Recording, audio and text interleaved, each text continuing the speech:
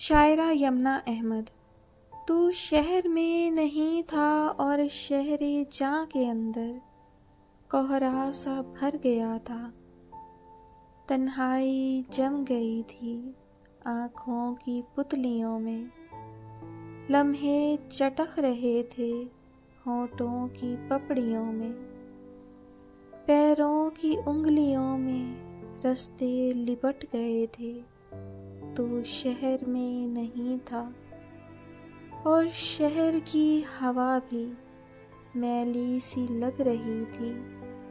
खुशबू के हाथ पाँव जंजीर हो गए थे। हम तुझसे बढ़ के तेरी तस्वीर हो गए थे।